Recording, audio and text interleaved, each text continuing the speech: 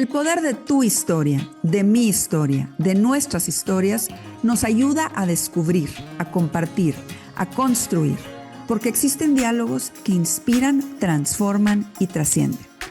Contar historias que dejen huella en tu corazón es la razón de este espacio de reflexión. Aquí podrás conectar con tu esencia, despertar tu creatividad, descubrir que no hay límites. ¿Hasta dónde llegarías si te inspiraras un poco más? Soy Jessica Garza. Te invito a que juntos sintamos y seamos Efecto Inspiración. Bienvenidos a Efecto Inspiración. El día de hoy me acompaña una mujer que ha sabido vivir con sentido incluso cuando la vida cambia. Les cuento sobre ella.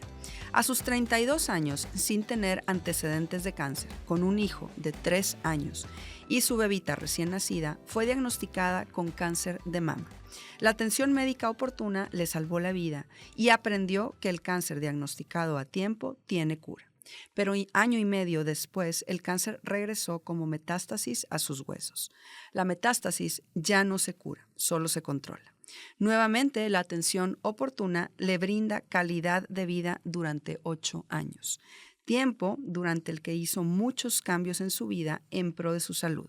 Ejercicio, dieta sana, terapia psicológica, tanatológica, yoga, grupo de ayuda, voluntariado, trabajo, emprendimiento y divorcio.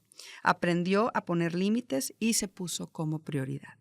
Enfrentó un tercer round contra el cáncer, pues había regresado al mediastino y a la pelvis. Cirugía, radios, internamientos y reducción de su movilidad fueron las consecuencias. De todas formas, siguió adelante. Actualmente, el cáncer ha avanzado hacia los pulmones y se encuentra bajo tratamiento de quimio tomadas. Asimismo, pertenece al grupo Fuerza Rosa Monterrey, donde además de participar como paciente, es voluntaria impartiendo pláticas motivacionales a sus compañeras, así como recaudando taparroscas para llevarlas a las asociaciones que las canjean por quimioterapias gratuitas para los pacientes de cáncer infantil que no cuentan con servicios médicos de seguridad social.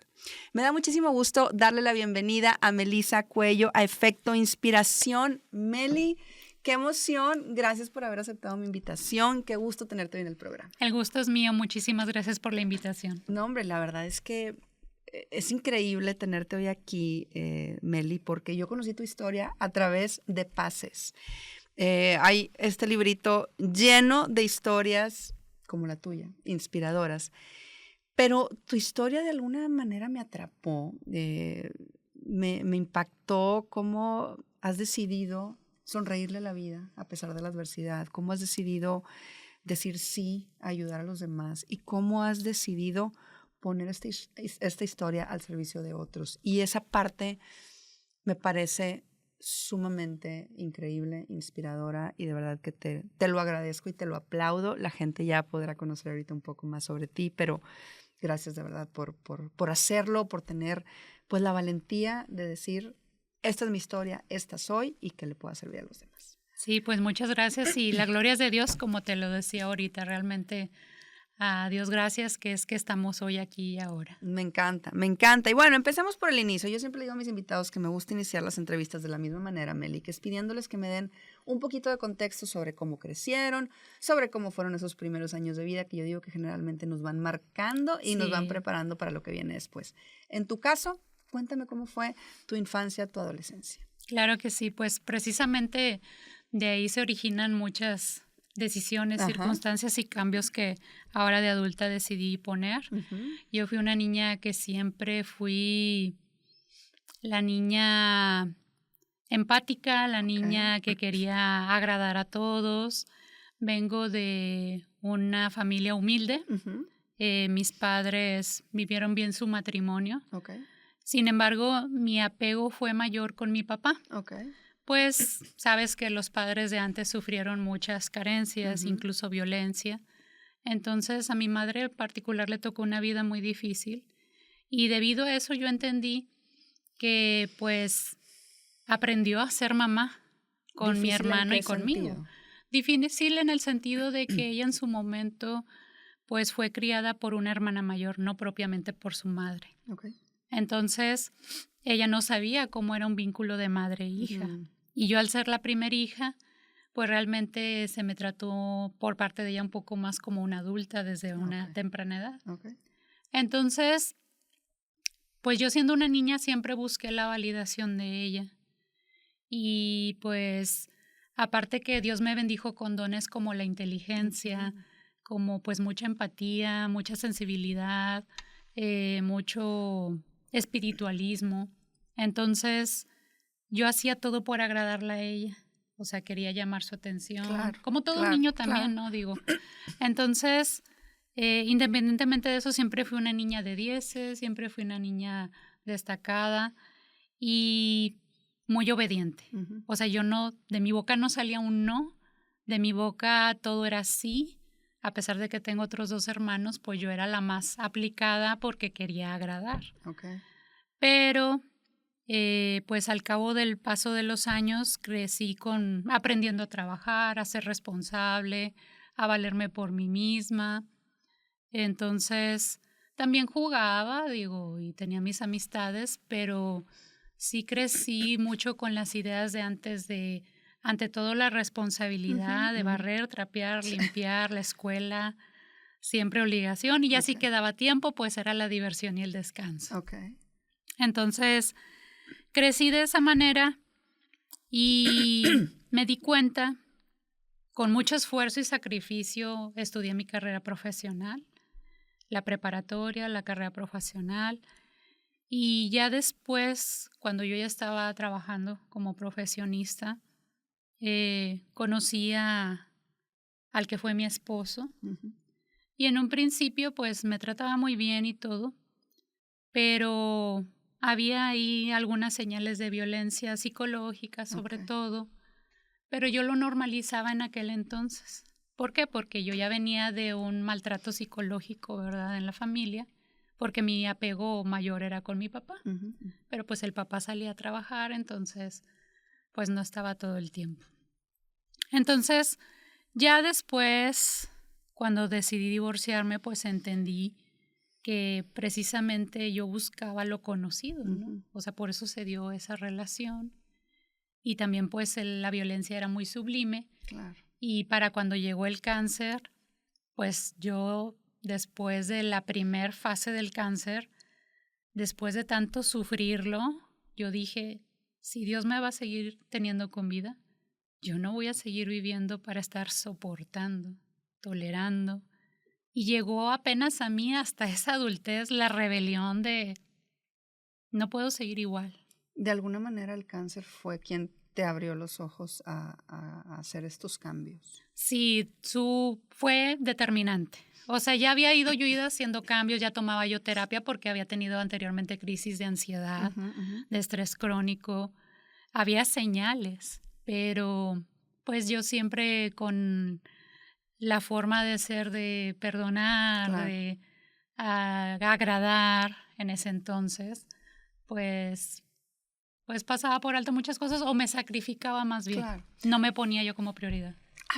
Háblame de cuando llega ese, no sé si llamarlo aliado, enemigo, pero bueno, cuando llega esta nueva realidad a tu vida, que es a tus 32 años, Meli, cuando, como lo dijimos en tu semblanza, pues la vida te cambia totalmente con una noticia que nadie queremos tener, que nadie espera. Llévame a ese momento, antes de seguir con la historia, llévame a ese momento de cuando empiezas a notar que hay algo raro, cómo empiezas a notar eso y de cuando te dan la noticia.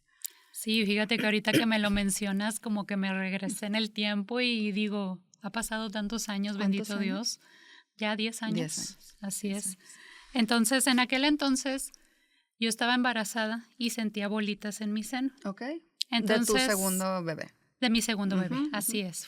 Los 2 embarazos fueron tranquilos, sin problema. Pero en ese segundo embarazo yo sentía bolitas que cuando nació la bebé y empecé a amamantar, se desintegraban y la ginecóloga que me atendía me decía, se van a desintegrar porque es leche. O sea, es normal. Son cosas hormonales, cambios. Pero había una en particular que no se desintegraba por más que amamantara. Y entonces me preocupó y decidí pedir una segunda opinión. Y en esta segunda opinión me preguntaban lo que me había preguntado la primera. ¿Tienes familia, antecedentes con cáncer de mama? Y yo decía, no. Entonces ellas muy confiadas decían, no, entonces ha de ser algo benigno, ha de ser pues cualquier otra cosa. Pero en esta segunda ginecóloga sí le pregunté, ¿y si no fuera algo benigno? Si no, puede ser cáncer. Entonces fue un 20 de julio del 2016. No se me va a olvidar. En el que yo cambió mi vida para siempre porque ya ante una sospecha de cáncer, yo siendo muy aprensiva, ella me dijo, ve a hacerte un eco de mama porque todavía no tenía 40 años, entonces yo no era candidata para el estudio, una de mamografía. Entonces yo no esperé los 15 días, me fui al día siguiente a hacer el eco de mama y en los resultados me dijo el radiólogo, pues sí se ve algo raro, sí vaya a consultar con su médico. Entonces hice la cita, la adelanté, fui con la ginecóloga y me dijo, qué bueno que viniste antes, porque aquí hay un BRAF 4, que eso significa que es altamente sospechoso para que dé positivo a cáncer. Entonces mis miedos empezaron a crecer. Fueron días en que yo me la pasaba llorando y le preguntaba, ¿puedo seguir amamantando a mi bebé? Me dijo, por ahora sí, a ella no le pasa nada, pero si se procede a una cirugía de tratamiento, pues sí la vas a tener que ir destetando. ¿Te hicieron una biopsia o algo? ¿O cómo se dieron cuenta que sí era? Con esos papeles anduve por ahí. Yo les sugeriría, aprovecho el paréntesis, adelante, para decirle al público que si algo no les late, confíen en lo que sienten y pidan una segunda opinión. Intuición.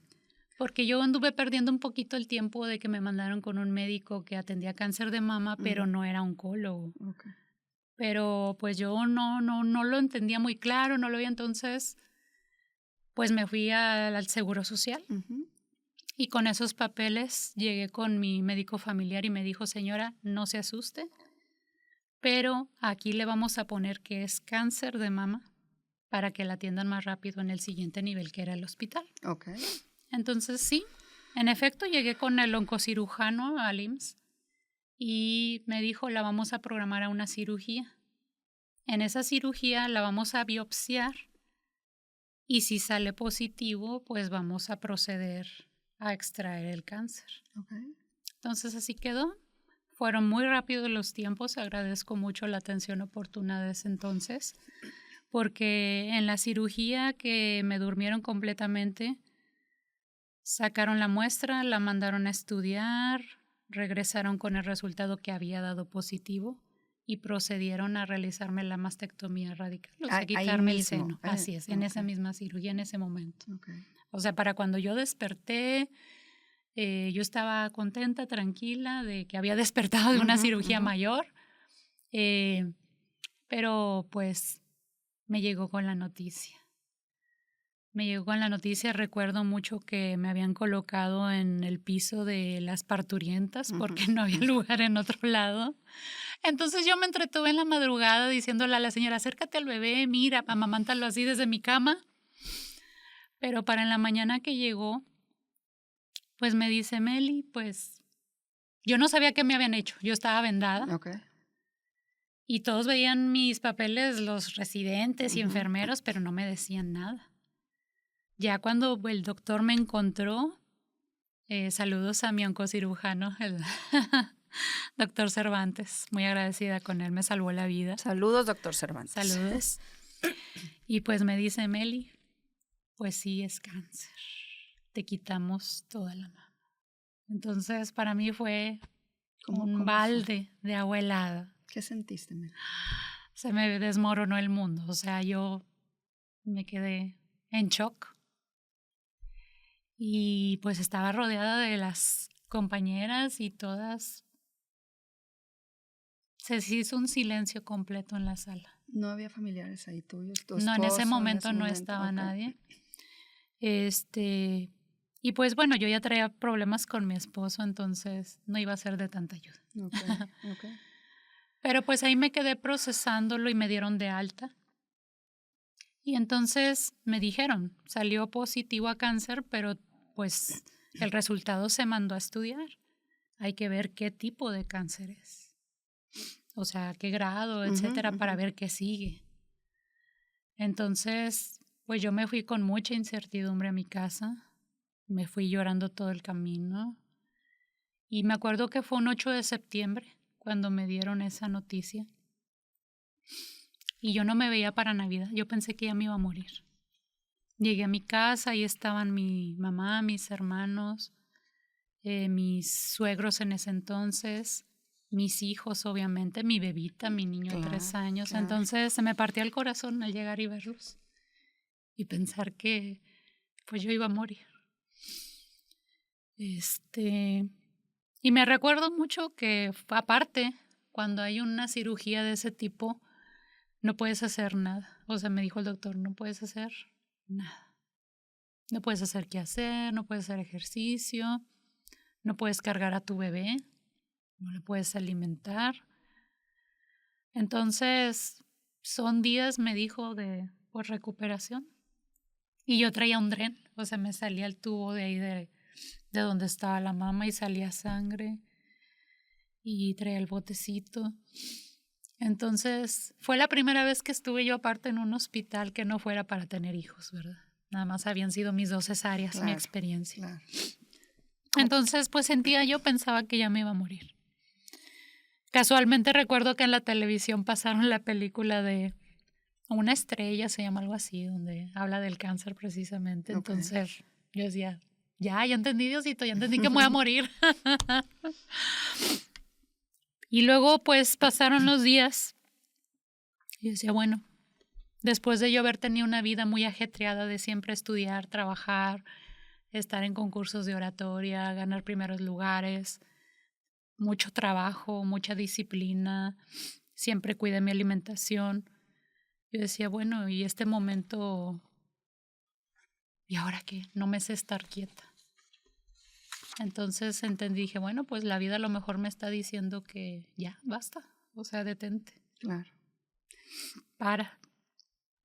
Y bueno, pues yo después fui adaptándome a que me acercaran a mi bebita aquí, la abrazaba, o yo me metía con mucho cuidado, ya cuando me podía mover un poquito mejor ahí al corral con la niña en el piso, a estar sentada abrazándola, porque pues yo tenía esa necesidad, claro, ¿verdad? Claro. Estaba viviendo una maternidad a la par de una cirugía de mastectomía radical y procesando un diagnóstico del cáncer que yo desconocía tanto porque no había precedentes, claro, en la familia. Claro.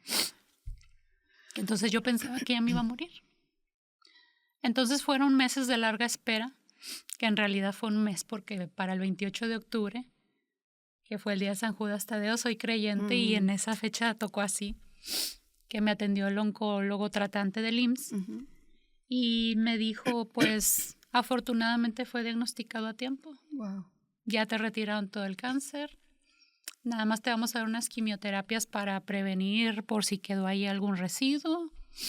Y solamente hubo un ganglio que dio positivo, pero pues te disecaron 18, entonces, pues, ya, estás libre de cáncer. Pero son 5 años de vigilancia. Claro, claro. Que vas a estar, pues, con un tratamiento preventivo. Y ya, después de esos 5 años, pues, la vida vuelve a ser normal. Entonces yo, ok, todavía andaba como que no creía y todo. Sí. Me integré al grupo Fuerza Rosa. Bueno, en ese entonces se llamaba Cadena de Ayuda de ahí del Hospital 67. Muchos saludos.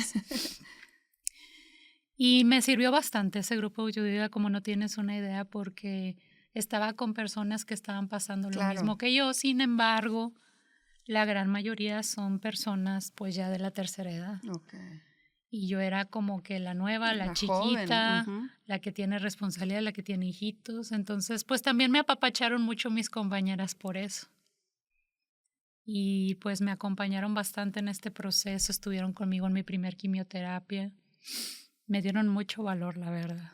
¿Cómo lograste, Meli, y gracias por compartir pues esta primera parte de la historia, porque es una parte importante, porque es cuando empieza tu lucha, una lucha que después iba a seguir, pero bueno, lograste estar 8 años sin cáncer, libre de cáncer. ¿Cómo ibas tú procesando lo que te había sucedido siendo mamá de 2 niños pequeñitos, siendo tan joven, teniendo estos retos en tu vida de pareja. ¿Qué empezó a transformarse dentro de ti, Meli? ¿Cómo empezaste, no sé, a ver la vida distinta, a hacer cosas diferentes? Porque leíamos en tu semblanza que empezaste como a hacer muchos cambios en estos 8 años que estuviste libre de cáncer.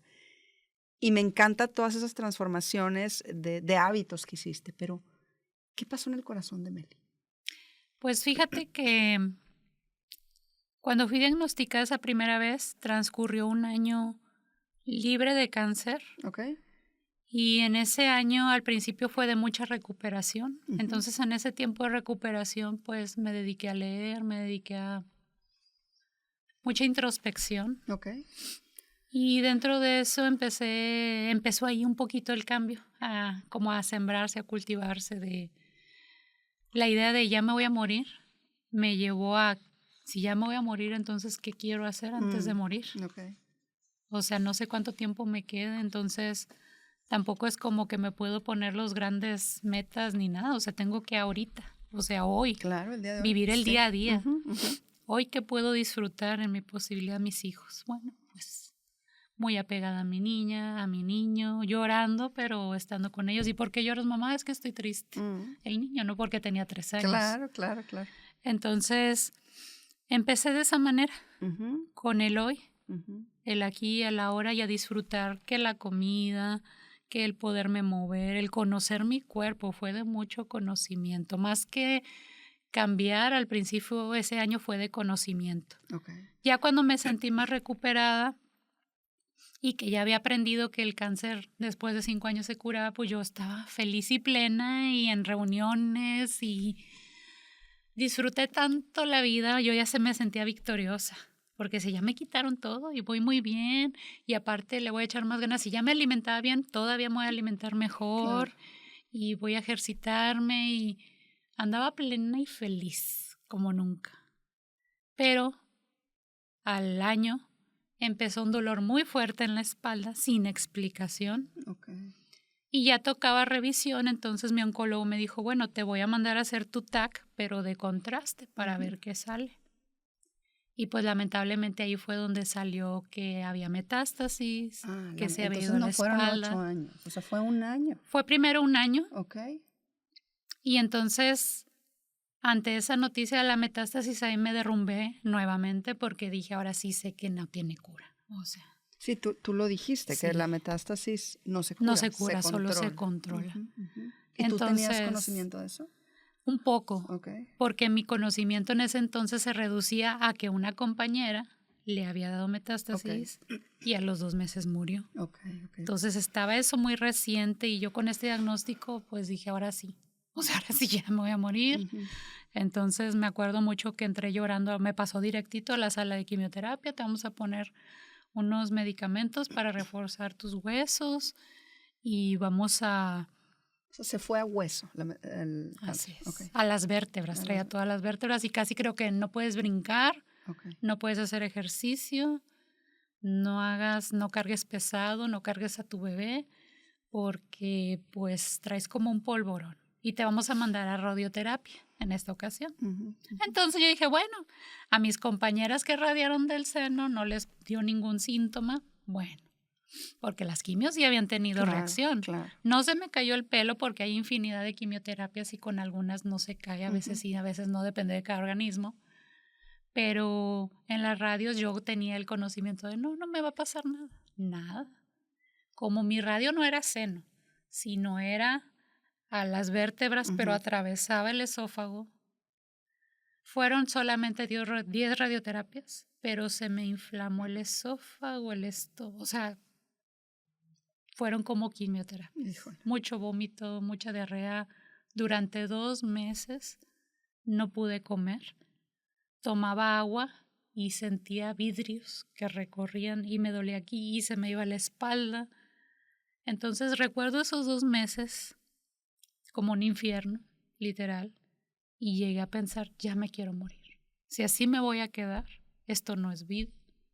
Vivo para comer, porque en todo el día el reto era tomar agua de poquito a poquito, soportar el dolor, que se pasara, y comer sardina era lo único que medio toleraba, que resbalaba y me dolía y me aguantaba y lloraba y en eso se me iba todo el día, porque tenía que comer de poquito, soportar el dolor que pasara, otro poquitito que pasara, o sea, fue horrible, terrible. Y los médicos no me sabían decir si me iba a recuperar o si ya me iba a quedar con esa secuela. Pero bendito Dios, pasaron 2 meses y desapareció el dolor. Wow. Entonces yo por eso cada que como agradezco y digo, puedo volver a comer. Me sabe la comida, la disfruto tanto porque recuerdo aquel entonces. Claro. Y haz de cuenta que con ese nuevo tratamiento ahora sí fueron 8 años los que estuve controlada. Okay. Gracias a esas radiaciones y que me ponían se llaman vacunas, son como quimioterapias, pero que no tienen efectos secundarios agresivos. Entonces... Y después de 8 años llega el tercer round, ¿cómo le llamas? Sí, no, pero fíjate, en ese segundo escenario, en esa recaída, yo insistía mucho, ¿cuánto voy a vivir? Y nadie me decía y nadie me sabía decir. Y tanta fue mi insistencia que busqué una oncóloga particular. Le mando saludos a la doctora Cintia. ¡Ay, Cintia! ¿Cómo se apellida? Ay, ya no me acuerdo. Es que hay una oncóloga, Cintia, muy famosa. Que sí, es la más famosa de Latinoamérica. Debe es la más ser la famosa misma. de Latinoamérica. Saludos, Cintia. Sí. Y ella es especialista en cáncer de mama en mujeres jóvenes. Sí, entonces sí es ella. Sí, es ella. Muchos saludos. Y me acuerdo que me mandó primero con una psico-oncóloga, con la doctora Melina Miaja, muchos saludos también. Y ella primero me valoró, me evaluó, me escuchó a ver si yo estaba preparada para escuchar pues lo que yo quería saber. Claro.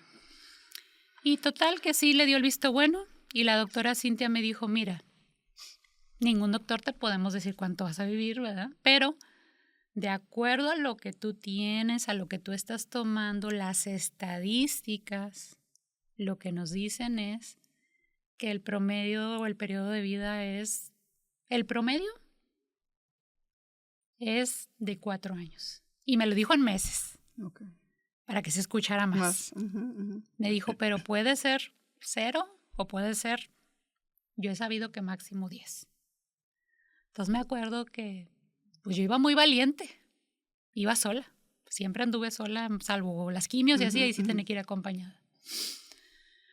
Pero me dijo eso y yo lloré. ¿Te derrumbas? Sí, claro. Le agradecí y dije, pues yo quería saber, pues ahora me aguanto. La doctora no tiene la culpa. Le dije, muchas gracias, doctora, y yo voy a hacer lo que está en mis manos, pidiéndole a Dios y ojalá que Dios me permita superar esa cantidad de años. Y me salí a la sala. Me acuerdo mucho que, perdonen mi pobreza, pero primero fui con la señorita y le dije, ¿cobran por tiempo o el estacionamiento, no? No, cuota única. Ah, bueno, ahora sí me fui al sillón y lloré, dije el tiempo que sea necesario. Lloré tanto y ahí fue donde surgió algo que cambió porque yo saqué mi libreta. Era tanto el dolor y tan insoportable y tantos pensamientos que yo necesitaba sacarlo y no había nadie en la sala. Entonces saqué una libreta y una pluma dispuesta a escribir todo. Y lo único que se me vino del no sé de dónde de mi cerebro salió la duda de qué es el amor propio. Y ya. Escribí eso, me calmé, no sé por qué, y no entendí el por qué me dio por escribir, no sé. Pero tomé la decisión de que, bueno, voy a reunir a mi familia y les tengo que dar las noticias. Claro. Entonces, como tenía que conducir de ahí del hospital hasta mi casa, dije, ahorita, ya lloré un buen rato, dije, necesito concentrarme en manejar, no me vaya a pasar algo, y entonces sí. Entonces, pues, hablé a mi familia, la reuní, les tenía que dar una noticia. Y ya en el camino me fui tranquila. Cuando quería pensar, a ver, ahorita no. Traté de instalarme nuevamente en el aquí y en el ahora. Estoy manejando. Llegué por un pan que me gusta, porque dije, si ya me voy a morir, pues ya vale madre. O sea, perdón la palabra. Aquí se vale todo. Ah, muy bien, perfecto. Decir todo lo que tú quieras. Perfecto. Entonces, pues así, a gusto fui. disfruté tanto esa bebida porque me concentré y ese pan. Y ya cuando llegó la familia les comuniqué, les dije, bueno, ¿saben qué? Pues esta es la situación, esta es la esperanza de vida. Y yo lo que les quiero decir es que he tomado una decisión. Voy a hacer lo que tenga que hacer para estar bien. Y yo me refería emocionalmente. Entonces yo les decía, quiero saber si cuento con su apoyo, ¿no? Porque yo toda la vida había pues sola. Claro. Y si pedía ayuda, pues me la negaban porque pues Melissa siempre puede sola. Claro, es la superpoderosa y la que... No necesita, ella siempre haya la manera de salir adelante. Sí, claro. Entonces yo me refería a, ahora sí necesito ayuda. Si quieren estar conmigo bien y si no, bien, no hay problema. No, sí, vamos a estar contigo, te apoyamos. Y yo le dije, incluso si mi esposo en ese entonces no quiere, no hay problema. Y ahí... algo bien peculiar, los papás fueron los que respondieron, no, sí, él va a estar, ¿cómo no? Y yo, pues él no respondió nada, pero bueno, yo dije, así quedó. Entonces, pues yo creo que ellos no entendían o no dimensionaban a qué me refería yo. Yo me refería a, viví mi duelo llorando y llorando, pero seguí viviendo. Me acuerdo mucho que fui en ese entonces, fue un septiembre, a un evento muy bonito, ahí en el obispado, con música de la banda de guerra y orquesta. Y fui, lo disfruté tanto, pero llorando tanto, porque yo estaba viviendo ese duelo. Claro. Pero dije, pero no tengo tiempo, yo no sé cuándo me voy a morir y no tengo tiempo para quedarme llorando porque me voy a morir y se me fue la vida llorando, lo que me quedaba. Y tengo mis niños chiquitos. Sí. No quiero que vean a una mamá tirada, que su primera infancia sea de una mamá... Claro. Deprimida. Entonces me salía, buscaba eventos para irme con mis niños, con mi entonces esposo también, o sea, llorando y todo, con un dolor por dentro, pero yo buscaba a ver qué encuentro que me haga sentir feliz. ¿Y qué encontraste? Me encontré a mí misma. ¿Qué descubriste de ti que no sabías que existía, Meli? Descubrí ese amor propio. Descubrí que todo el tiempo, todos esos años, yo había estado buscando en las personas equivocadas y siempre estuvo dentro de mí. Y era yo la que al ir a esos eventos le daba sentido, le daba significado, le daba... esa belleza, veía a través de mis ojos con esa belleza lo que vivía, lo que tomaba, lo que sentía, lo que compartía. Entonces, también cabe señalar que yo pensaba o esperaba, la verdad tenía la expectativa de que mi esposo cambiara con esta noticia del cáncer. O sea, yo decía, ahora sí a lo mejor va a sentar cabeza, va a entender, va a madurar. Pero no fue así, o al menos no como yo lo necesitaba. Entonces ahí fue donde yo dije, si esto del cáncer no lo hizo cambiar, nada más en la vida lo va a hacer cambiar. Porque mientras yo aspiro a vivir momentos significativos, etcétera, él seguía en sus objetivos de, pues, monetarios o de materiales y yo, ¿no? Estamos viendo para lados diferentes. Sí. Qué fuerte todo lo que nos platicas, Meli, porque dijiste algo clave. Dijiste... siempre estuve buscando afuera y todo el tiempo estuvo dentro de mí. Y me llama la atención, como lo dijimos al principio, cómo el cáncer, esta situación tan adversa, tan dolorosa, vino a ser tan reveladora para que pudieras hacer ese cambio total en tu vida y que pudieras vivir plenamente el aquí y el ahora todo el tiempo, no solamente con ese café o con ese pan después del hospital, sino todo el tiempo tratando de entender que lo que tú necesitabas estaba dentro de ti, que ese amor propio estaba dentro de ti. Y así transcurrieron 8 años, ahora sí, de muchos cambios. Sí, esos 8 años, pues yo vi que el cáncer no hizo cambiar a mi esposo, entonces dije, pues me voy a divorciar. No sé cuánto, o sea... Al principio, los primeros años de recién diagnosticada de la metástasis en huesos, sí era como que pues me apegué tanto a mis hijos y todo porque dije, me voy a morir. Y bueno, hice mi testamento, puse en orden algunas cosas. Y pero pues pasaron años, 2, 3, no me moría. Entonces yo dije, bueno, qué bueno, digo, pero pues no me he morido. Bueno, entonces, pues yo creo que sí alcanzo a divorciarme. Porque yo decía, ¿para qué me divorcio si me voy a morir? Claro. ¿Y para qué me nada? Y luego llegó la pandemia y no, hombre, dije, ya si no me mató el gas, ahora sí me voy a morir, porque yo tenía que ir a mis tratamientos. Esos 8 años fueron de estar yendo a que me pusieran las vacunas que eran como quimios. Claro. Entonces el hospital lo hicieron COVID y yo, ay, Dios, no. ¿Qué voy a hacer? Sí, me acuerdo que hasta el onco me dijo, ya no te apures por el cáncer, preocúpate más por el COVID. Y yo, ay, gracias. Entonces yo me iba con un traje de astronauta al hospital y muchísimas gracias a todos los que me estuvieron acompañando a esos tratamientos porque se exponían también. Claro. Y no podía ir sola. Hice mi red de apoyo porque yo veía que mi familia me había dicho, sí te apoyamos y todo. Y yo no digo que no. Sí me han ayudado, pero no como yo necesito. Y muchas veces han sido negativas. Qué importantes. Y más en la familia política, porque como yo tenía esos roces con el marido, pues los papás se ponían del lado del marido en ese entonces. Y pues estaba complicado, entonces yo empecé a crear mi red de apoyo en redes sociales. Ay, wow. Mis amigos, y oigan, ¿quién me acompaña? Y empecé a compartir mi historia de vida, cómo era vivir con cáncer, lo que sentía y todo.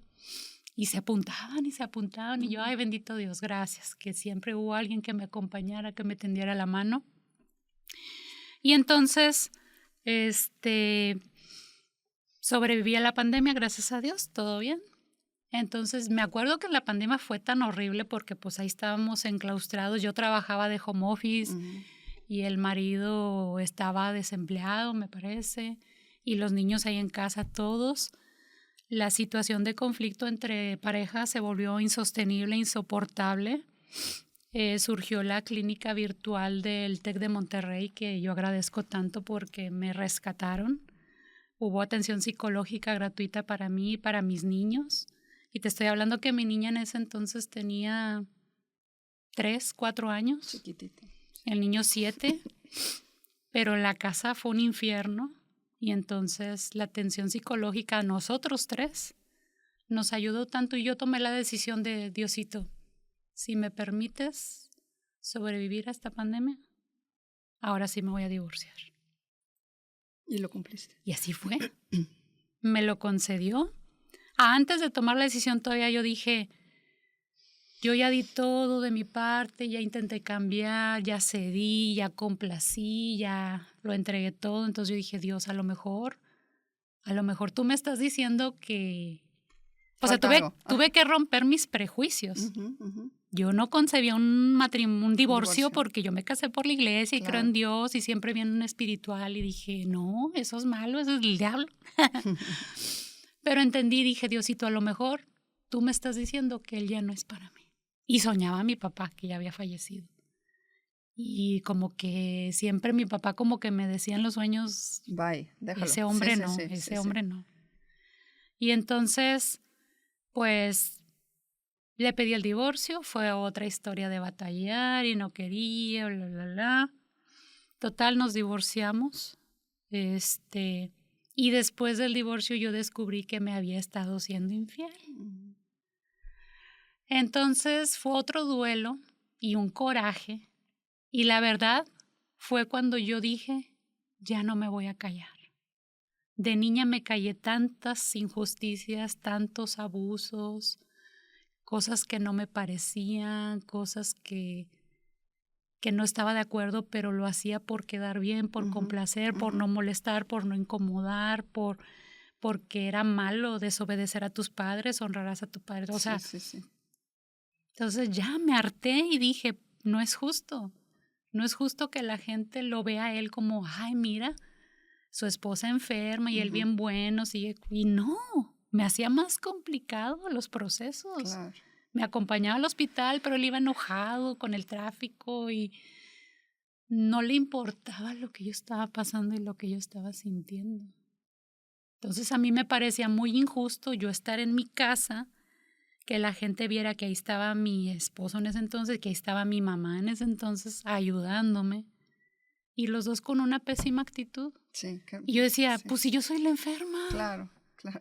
Y entonces esta es mi condena, aparte de enferma, tener que aguantar malas caras, malos genios, muchas quejas, o sea. Bye, sí. Y yo dije, no, Diosito, ojalá que me dejes valerme por mí misma, porque... Y yo hasta me sentía luego mal, también tenía el sentimiento de culpa de qué mal agradecida soy. O sea, todavía que me están echando la mano, me pongo mis moños porque quiero que me hablen bien. No digo bonito, sí, pero bien. O sea, yo en ese entonces lo tomaba como quiero que me hablen bonito y ahora entiendo, no. Yo quería que me hablaran con el respeto que merecía. Entonces yo entendía, no lo hacen de corazón. O no lo hacen como yo lo hubiera hecho. Pero bueno, también luego la ayuda psicológica me ayudó a entender que pues cada quien da lo que tiene, que no somos iguales afortunadamente y que pues ellos me han dado lo que ha estado en su posibilidad de acuerdo a lo que han vivido, de acuerdo a sus circunstancias, a sus propias situaciones que todos tenemos, ¿no? Nadie somos perfectos. Pero dije, pues sí, estoy en mi derecho de hablar con la verdad. Claro, y de salir de ahí, y de decir, poner límites hasta aquí. Y sobre todo porque yo necesitaba ayuda. Y yo decía, la gente no me da la ayuda porque piensan que la tengo con él. Pero no era así, entonces pues lo empecé a quemar. Sí, lo funé, o sea, y no es funar porque en realidad yo hablaba la verdad. O sea, empecé a decir, así fue. Vivo esto. Estoy viviendo esta situación, necesito ayuda, no es justo, bla, bla, bla. Mucha gente se fue. Ante tantos cambios pierdes a mucha gente. Buena, mala, querida, no querida, de todo. Y luego llega esa sensación de me estoy quedando sola. Pero pues sí, ya había vivido tantos infiernos con tanto dolor, en los cuales solamente por mucho que te apoyen, que te quieran, yo entendí, a la hora de estar en la plancha, estás tú sola y Dios. Claro. En las noches, después de quimioterapia, no sabes si vas a sobrevivir o no. Estás tú sola y Dios. O sea, me tuve que aprender a convivir con esa soledad, a encontrarme a mí misma, a abrazarme, a sostenerme. Y sobre todo ese coraje de tanto que yo ayudé a tanta gente.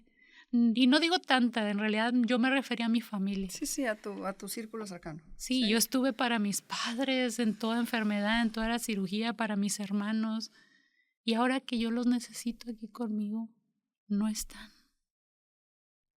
Entonces yo dije, bueno, así como hice tanto por ellos, pues ahora lo voy a hacer por mí. Y te volviste invencible en ese momento, porque estoy viendo hoy una mujer totalmente empoderada, totalmente consciente y totalmente agradecida con cada una de las situaciones, porque veo tus lágrimas, veo tus ojos y veo cómo tienes una convicción absoluta de cada una de las cosas que has hecho y todo lo que has vivido ha sido por medio del dolor. Sí, el mejor maestro, como bien dicen. Aunque bueno, conozco cada caso que ni con el dolor aprenden. Pero bueno, tú sí, afortunadamente tú sí. Y pudiste hacer esos cambios, pudiste estar estos 8 años de abrazarte a ti misma, de hacer lo que habías hecho por los demás, pero ahora por ti, de quitar a las personas que no eran las adecuadas, como tú lo dijiste, de construir tu red de apoyo, de hablar con la verdad, porque ibas a necesitar eso para enfrentar ese tercer round, que es el que en el que hoy te encuentras. ¿Es así, Meli? Así es. Cuéntanos cómo va eso y cómo tienes, de dónde sacas esa fuerza, cómo tienes esa fuerza para seguir caminando y seguir entendiendo que en este proceso no es necesario preguntarnos por qué, sino para qué. Sí, fíjate que pues todo lo que mencionas, lo reitero, la gloria es de Dios, porque Dios es quien me ha dado la gracia para transformar, enfocar hacia lo positivo y no volverme malvada. Pero ese tercer round, te digo, llegó ese segundo, para el tercero fue cuando llegó a mediastino, que es un hueso que está por aquí, pero ahora al frente, o sí que protege, creo que el corazón y no sé, las costillas. Y llegó acá por el abdomen a unos conductos de linfa, me parece, algo así. ¿Cómo te diste cuenta? Porque en los estudios salió. Okay. Lamentablemente ahí sí, pues no hubo dolor afortunadamente, pero sí. Y ya traía un dolor de rodilla. Okay. Que no me hallaban nada y me decían, no es oncológico. Pero ya después nos dimos cuenta que sí, no era la rodilla, era la cadera. Pero el dolor se reflejaba allá y fue donde se redujo mi movilidad. Porque el cáncer llegó a la cadera, llegó al mediastino, llegó ahí a esos conductos del abdomen. Entonces, ese año 2024 me la pasé gran parte en hospitales, internada, con cirugías, porque primero me quitaron, me hicieron una linfedectomía bilateral, me quitaron el cáncer de ahí. Y a raíz de esa cirugía, como estaba muy cercano el intestino se enojó, se medio obstruyó, estuve internada, vomitando sangre, no me entraba comida, o sea, terrible. Y luego en el hospital ya yo hasta me despedí de unos amigos que les mando saludos a Caro y Kiko, me fueron a cuidar y una noche ya me mejoraba y empecé con fiebre y otra vez mal y ya les dije, ¿saben qué? Pues ya está aquí. No, ¿qué te pasa? ¿Cómo crees? No nos des susto, tú tienes mucho y no, ándale, échale ganas y mira y vamos, te vas a poner bien y bendito Dios sobreviví. Y después... ¿2022? En el 2024. 24, o sea, el año antepasado. Antepasado, porque fue el tercer round. Y luego después, me recuperé, entre que me cambiaban el tratamiento y no, me hicieron una biopsia, me metieron una agujota por aquí para intentar llegar al mediastino, no se pudo. Entonces me dieron un nuevo tratamiento durante un tiempo, pero lo estuve probando. Luego otra vez caí internada, pero porque se me descompuso un catéter que yo traía. Y luego después descubrieron que el tubito andaba suelto por una vena que va al corazón, entonces me internaron en cardiología, no se explican cómo duré tanto tiempo sin que llegara al corazón. Y ahí fue donde yo entendí, Dios todavía no quiere que me vaya. ¿Para qué te quiere aquí? ¿Para qué crees que te quiere Dios aquí? Pues no estoy muy segura, pero agradezco que me tenga aquí y yo le digo que me muestre ese camino. O sea, en el día a día.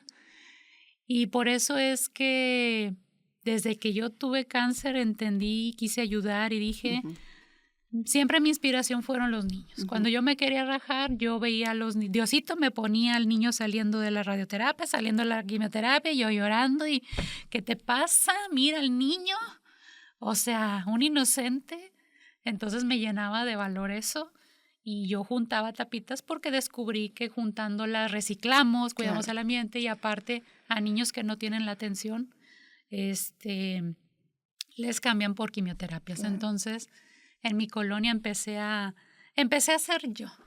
Empecé a abrirme, a darme a conocer y aparte haciendo a un lado al esposo, que el esposo no, ¿cómo? Y no, el esposo en ese entonces decía que nadie sepa que tienes cáncer. Yo decía, ¿qué te pasa? Yo necesito ayuda y o sea, es mi cáncer. O sea. Claro.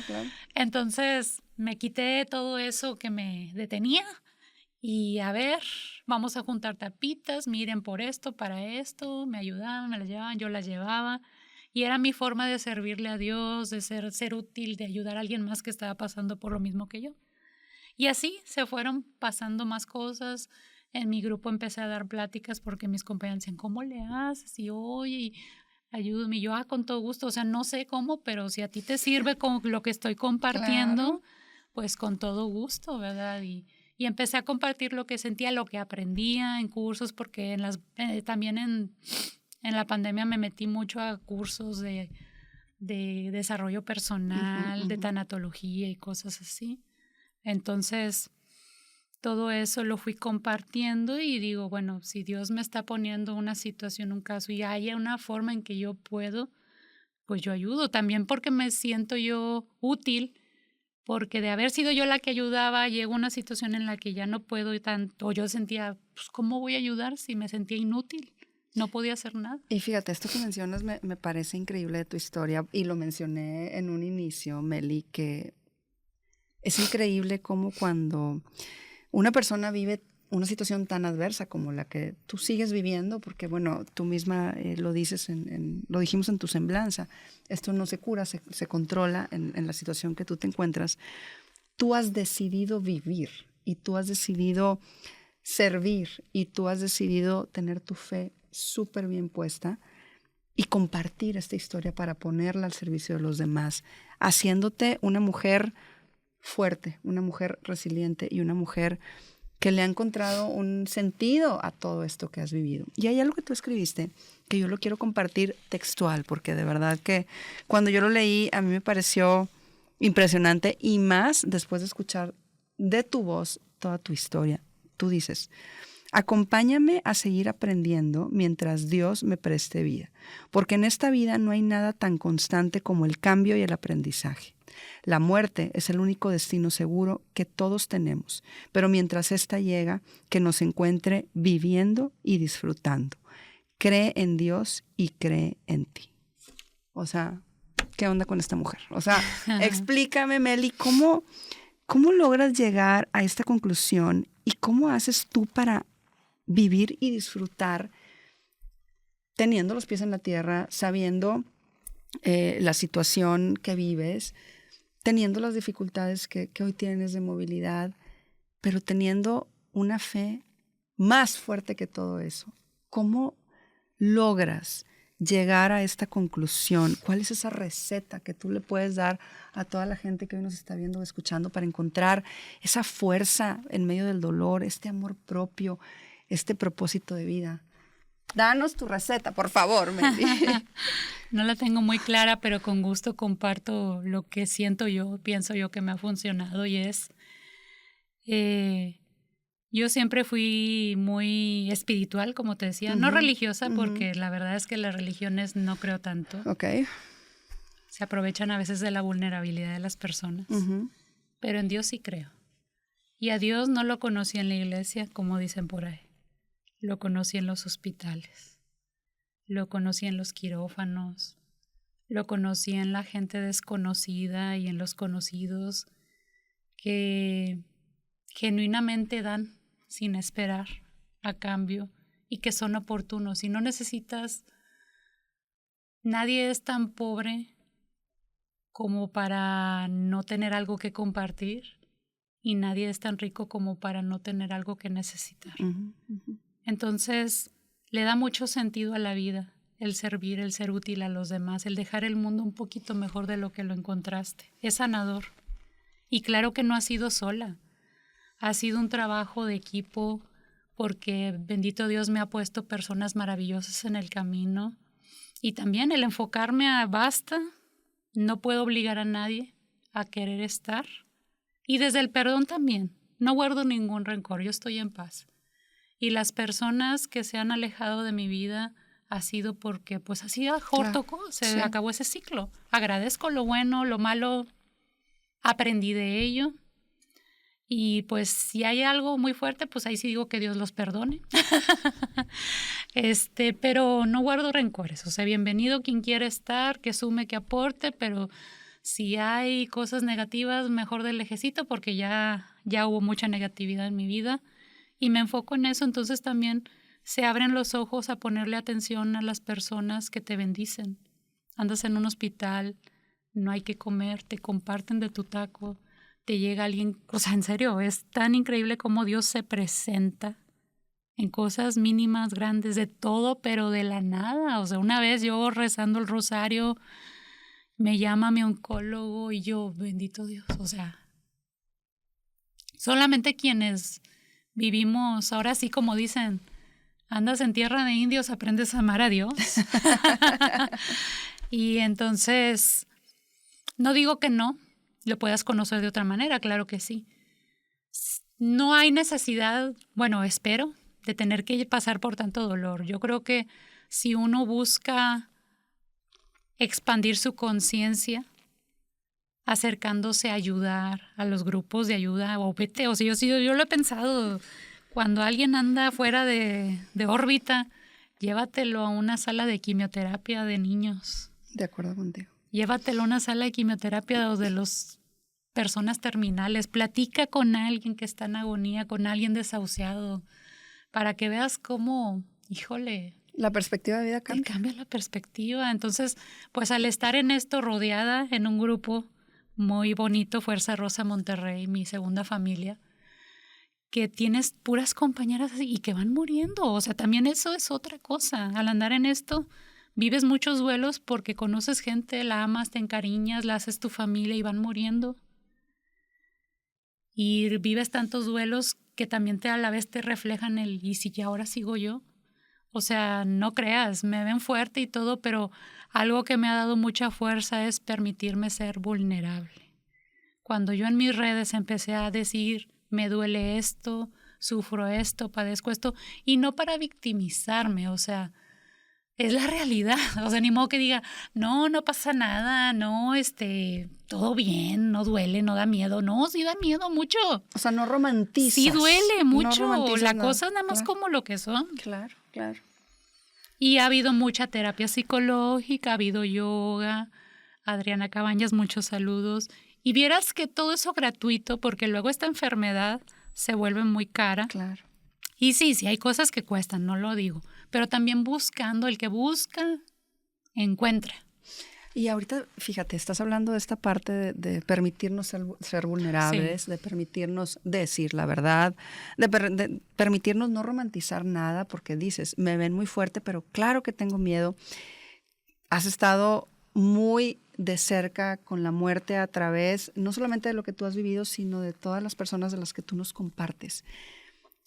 ¿Qué has aprendido hoy sobre lo único que tenemos seguro en esta vida, que es que nos vamos a morir? O sea, ¿cómo ves tú hoy ese paso y qué quisieras dejar antes de que eso suceda? O sea, ¿cómo te gustaría ser recordada por tus hijos, por tu red de apoyo, por toda esta gente que hoy tenemos el privilegio de conocer tu historia? Gracias. De aprenderte, de admirarte, Meli, y no porque tengas cáncer, sino por esa sonrisa que tienes ahí, sino por esas lágrimas que salen en medio del dolor y de la adversidad.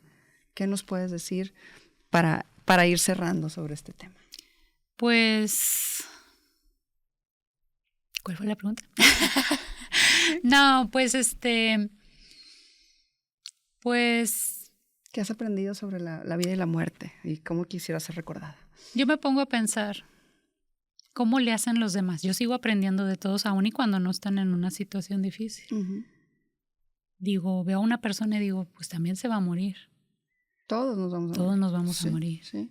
Y no por eso vive con, hoy no voy a hacer esto, porque ¿para qué se me va a morir? No voy a hacer lo de, ¿para qué ya se me va a morir? Porque no sabemos cuándo, entonces te cansas de esperar y, o sea, es bien paradójico, porque luego cuando te diagnostican hay quien dice, ya me quiero morir. Pero yo decía, pues ¿para qué me voy a querer morir si lo que no quiero es morirme? Claro. Pero es el único destino. Entonces, actualmente, precisamente en mi terapia psicológica, estoy trabajando el tema de la muerte. Uh-huh, uh-huh. Estoy construyendo mi concepto, mi significado, lo que a mí me sirva. Y yo creo precisamente lo que yo menciono. Hay que vivir el momento. Y sí ponerte pequeñas metas por hoy. Por hoy voy a tomar más agua, por hoy voy a disfrutar, por hoy voy a tratar de enojarme menos, por hoy voy a disfrutar lo que sí tengo. Hay muchas cosas que no tengo, pero voy a solucionar algo quejándome, mortificándome.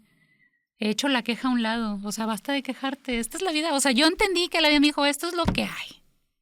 Y se lo dije a mi exmarido en su momento, esta es la situación que a mí me toca vivir. Esto es lo que hay. O lo acepto o lo rechazo. Entonces, si lo rechazo, pues sería como, bueno, me mato y ya. Me quito el dolor, pero ¿qué tal si Dios me bendice y no sé, y me da una larga vida? Y yo ya adelanté algo que no era mi destino. Uh-huh. Ni modo, es lo que toca vivir hoy, es lo que hay. Y sí, sigo teniendo miedo de si tengo que pasar quimios, pero ya en su momento lo veré. No me voy a atormentar. Ya he sufrido y bien sufrido lo que me ha tocado. Entonces, si en este momento me toca estar aquí compartiendo, bendecida por haber sido invitada, fuera de un hospital, sintiéndome bien, que sí, no puedo caminar bien, me duele la espalda, etcétera, que ese fue otro duelo cuando no dejé de caminar bien, pero digo, es lo que hay. También cuando dejé de caminar, o me quedo allá deteriorándome, porque te dicen, no puedes mover la cadera, bueno, pero puedo mover la otra pierna, puedo mover el otro brazo, puedo mover mi cabeza, puedo respirar, puedo vivir, puedo degustar, porque también tuve una cirugía de lengua. Entonces, bendito Dios, aprovecho lo que sí tengo. Wow. Lo que pueda yo querer, si hay algo que yo pueda hacer para conseguirlo, lo voy haciendo. Pero no es garantía de que lo vaya a conseguir. He tenido planes que se me han derrumbado por la enfermedad. Y me ha dado mucho coraje, pero ni modo. Y si es algo material, digo, cuando me muera no me voy a llevar nada. No, y me quedo con aprovecho lo que sí tengo. Sí, aprovechar lo que sí tienes, trabajar, como dicen, como si todo dependiera de ti, pero con la fe y la convicción como si todo dependiera de Dios. Y si te toca, si es para ti, va a llegar y se va a conceder. Si no, por algo fue. ¿Cómo no sé yo si Dios me está salvando de otras cosas? Claro, claro. Y claro que lo hace. ¿Quién sabe si yo hubiera estado muerta por un accidente? Ve tú a saber. Falleció un amigo hace una semana, sin enfermedad, fuerte, ejercitado. Hasta me da coraje y digo, chin, ¿cómo es posible que él se murió antes que yo? Porque él sano, él fuerte. Tú todavía tienes aquí muchas cosas que hacer. Sí, o sea, todavía no me toca, entonces agradezco, bendigo y también les he dicho a mis hijos y a la gente le digo en general. Yo creo que les va a quedar muy claro que el día que yo dejé esta tierra es porque ya me tocaba. Ya de plano. Si una persona escucha toda tu historia y tú quisieras que se quedara con un solo aprendizaje, ¿cuál sería? Dímelo en una frase concreta que digas, esto es lo que quiero que se lleven de conclusión. Claro, lo tengo muy claro y es, cree en Dios y cree en ti. Cree en Dios y cree en ti, nos quedamos con eso, nos quedamos con tu sonrisa, nos quedamos con esa vulnerabilidad que te hace fuerte y nos quedamos con que todavía tienes muchas cosas que hacer, Meli, porque Dios permita. Tu historia es una historia que debe seguir sonando y sonando fuerte. Pero antes de que te me vayas, déjame decirte, Meli, que yo al final hago una dinámica con todos mis invitados donde les doy una serie de palabras y les pido que la primer palabra, frase, idea, emoción, sentimiento, lo primero que venga a su mente, me lo digan después de escuchar la palabra que yo les dé. ¿Estás listísima? Sí. Empezamos. Cáncer. Oportunidad. Dios. Todo. Vida. Bendición. Amor. Uy, súper bendición. Esperanza. Sostén. Perdón. Salud. Efecto inspiración. Uy. Es ayuda. Ella es Meli Cuello, ella es esta mujer que hoy viene a decirnos esto es lo que hay y que hoy viene a entender, a hacernos entender que tenemos que creer en Dios y que tenemos que creer en nosotros mismos. Meli, un mensaje final para toda la gente que nos está viendo o escuchando. Si hubiera alguien que está pasando por una situación difícil, no necesariamente un cáncer o una enfermedad, cualquier situación difícil, en tu experiencia, ¿qué crees que se debe decir o cuál es el consejo que quisieras dar que a lo mejor muchas veces no se escucha? Que busquen ayuda, que compartan, que no se cansen de buscar, porque van a encontrarla. O sea, déjense ser vulnerables y cada quien tenemos en que encuentren su propia receta, pero para eso hay que romper patrones, hay que reconstruirse, la ayuda profesional, psicológica, psiquiátrica, los grupos de ayuda. Y si no existe, crea uno tú, ¿por qué no? O sea, ¿dónde te encuentran? Si alguien se quiere contactar contigo, ¿dónde te encuentran? Claro que sí, en mis redes sociales aparezco como Meli C. Moon. Meli con I latina, espacio C mayúscula, espacio Moon W de Luna en inglés. Melissa Moon, así aparezco en Facebook, en Instagram, en TikTok. Y pues bueno, bienvenidos todos. Gracias. Síganla porque Meli es, pues qué les digo, una chulada de ser humano, de verdad. Gracias, que la gloria es de Dios. Gracias y gracias por esa fe que nos contagia. Gracias por esa sonrisa y no te canses de hacer lo que haces porque necesitamos muchas Melis en este mundo. Gracias. Gracias. Y a todos ustedes que estuvieron hoy con nosotros, muchísimas gracias por habernos acompañado. Esto fue Efecto Inspiración. Te invito a que seas parte de la comunidad Efecto Inspiración. Suscríbete en mi canal de YouTube y sígueme en Instagram, Facebook y TikTok. Nos vemos por ahí.